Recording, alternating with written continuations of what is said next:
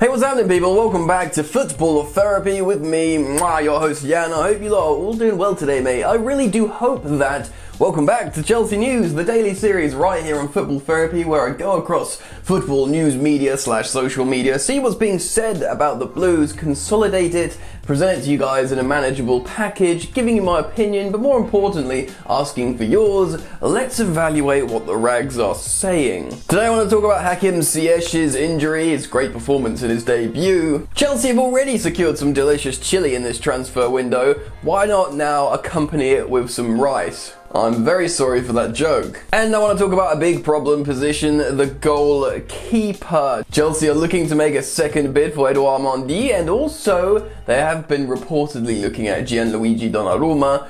Is that feasible? Honestly, I don't know. Anyway, we're gonna crack into all that. Quick reminder to subscribe to Football Therapy if you've not already done so, boys and girls. North of 90k now, road to that beautiful 100k mark eventually. Please do consider subscribing if you do choose to do so. Is that English? Hit the bell notifications icon to keep you guys posted at all times, and if you want to support me and help me out, consider liking this video. Thank you very much. Alright, let's get into it. Alright then, let's start with Hakim Ziyech. Obviously made his Chelsea debut with Timo Werner. Both looked very good indeed. Probably the highlight of that game against Brighton. His sweet left boot. The one time he didn't strike the ball right is because he was pretty much already injured and went down and came off, and that's what I'm going to talk about today. Although he wasn't stretched off or anything, of course, the natural reaction, the natural reflex is that every Chelsea fan gets worried about this injury, but Frank Lampard said it's a slight twist of the knee, which could be bad, it could be fine. The fact that he walked off, it looked okay. You'd imagine he'd be fine for the resumption of competitive football. They need to have a scan on it, but hopefully Chelsea will be updated ASAP. But really, it doesn't look like much to worry about. Famous last words. Right, there's a couple of goalkeepers to talk about in today's video, but I do want to talk about this Declan Rice story. Now, all journalists that are close to Chelsea Football Club, perhaps the more reputable ones, do maintain Frank Lampard and Chelsea Football Club are indeed very interested in Declan Rice. Another one of these super versatile players, Frank Lampard would feel comfortable in playing him in a CDM role, but apparently he has great designs to convert him into a full-time centre half. Now, it would take a great deal of money to pry away Declan Rice from West Ham. They do not want to lose him. David Moyes has said on many an occasion it would take incredible money to take him away from us. But can Chelsea get a deal over the line? When all these things are being said, I was like, okay, right, it won't happen right now. I do imagine he'll eventually come back to Chelsea, but seemingly we're spending loads of money elsewhere.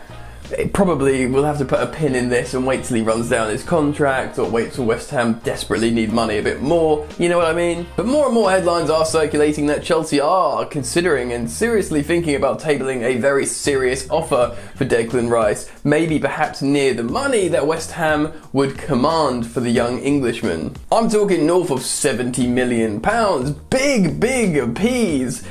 I mean, honestly, if you ask me right now, Yannick, what do you think about the defence? Do you want to spend 75 million on Declan Rice? I really want him to come to Chelsea. I like how he plays football, and I think he has really important leadership qualities. If he came to Chelsea this window, he could be partnered next to Thiago Silva, who would supercharge his leadership qualities, and then hopefully he'd be ready to lead the back by himself moving forwards when Thiago Silva leaves next summer or indeed later. But generally, honestly, if you said to me, Yan, you can have a back four of Ben Chilwell, Zouma, Thiago Silva and Reece James, I'm okay with that. Stick a new goalkeeper in behind them as well, I'm fine. We don't need Declan Rice right now. We can spend this money elsewhere, other places in the team. I'd happily welcome him in if Chelsea make another superstar signing in the shape of Declan Rice, but honestly, man, I'm cool to wait. I'm cool to chill. Anyway, the noises coming out around the club is they're not done yet this window, so strap yourselves in, and I suppose get incredibly excited and keep it locked to Football Therapy because I'll keep you updated on all transfer stories. Alright then, let's move on. Next up, goalkeepers. Let's start with Gianluigi Donnarumma of AC Milan. The youngster is only 21 years old. old, yet seemingly he's been around forever because he has been the first team goalkeeper for Milan since he was 17 years old. He's racked up a gargantuan amount of appearances away in Serie A. He is the heir apparent to Gigi Buffon. He's a massive goalkeeper for a young guy, and he's a good shot stopper. He's got 1 year left on his deal, and no one knows what's going to happen to him.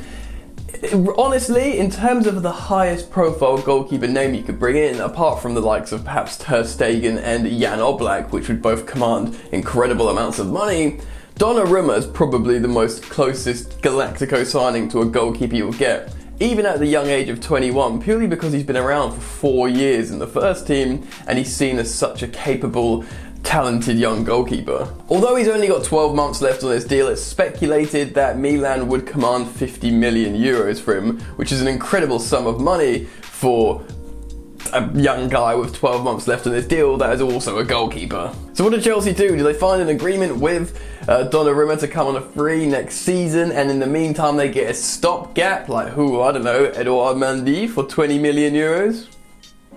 Speculating, just, you know, idea, thought experiment in my head. Chelsea may well go for Gianluigi Donnarumma. Who knows? He's been linked to Chelsea before. I've done videos on him before a while back.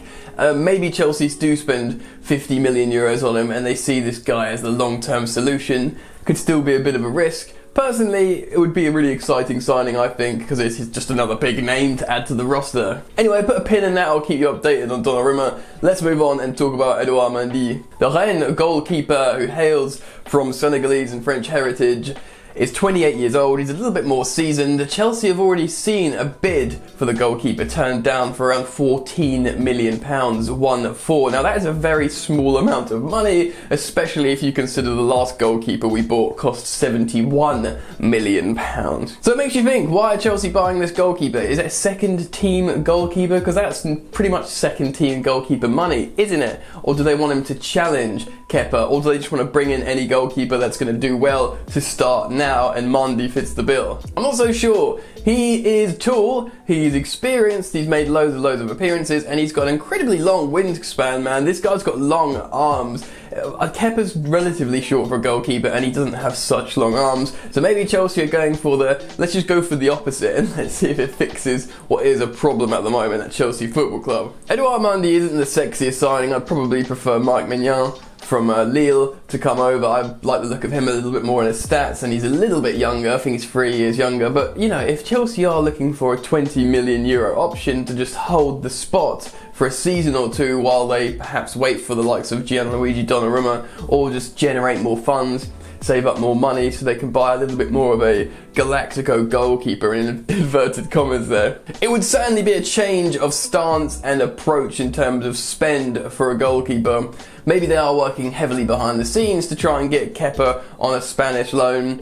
I mean, realistically, it does look like for the good of the player, he needs to be in a different environment to redevelop his confidence and build himself back up. And whether that's through a permanent transfer or a loan, I don't know. Still, for the best for the player and probably the squad and everyone and the hearts of Chelsea fans, he needs to go, I think. So Eduardo Mandanda, if he's between the sticks, it's not the most exciting signing ever, but he might do well, might make a few saves, might generally feel safer, and he could be a success story. Chelsea could have just been really smart, spent a little bit of money, £18 million or something, and bought a very capable goalkeeper, and the rest sort of looks after itself up the pitch. Do you know what I mean? It could happen, and like I said, it's not a radical theory to speculate that Eduardo Mandanda could be like this temporary goalkeeper that stays in goal for 12 months, 18 months, 2 seasons, and then a new long-term target comes in. That could very much be the case here. Anyway, what do you guys think? I want all your thoughts and opinions on the stories I've spoken about today down in the comment section below. Talk about these goalkeepers. Hell, talk about any goalkeeper you think's appropriate. I'll be keen to hear that. Also, comment on Declan Rice. I'm very interested on people's opinions on that player. If you've enjoyed the video, please do drop a like and subscribe if you're new, and also do consider going to check out Jan's Yard, my other channel, where I do shows live. Football shows live where I'll do other watch-alongs. I did a watch-along of the Chelsea game, or I'll just do a live stream sort of chatting forum show called Chatting Balls. That's loads and loads of fun. I keep seeing recurring people in the chat. It's becoming quite the little community. Jan's Yard, my other channel, has over 10k subscribers now, so thank you for everyone who subs. Do go check it out by clicking the link in the top of the description. You might like it. Come show your support. Other than that, that's it from me. Enjoy the football, and I'll see you later. You ain't so tough with that bad boy tuck. I'ma get it how I'm living, I'ma walk the walk. Outline my lines, I rap through thought. Body bag the verse, outlined in chalk. In my life seen trouble, hustle on the double. Silence on the trigger like my pick got a muzzle. Yo chick like to guzzle, bad boy stay in trouble. I only love this paper, sorry I don't. I laugh me, bitch.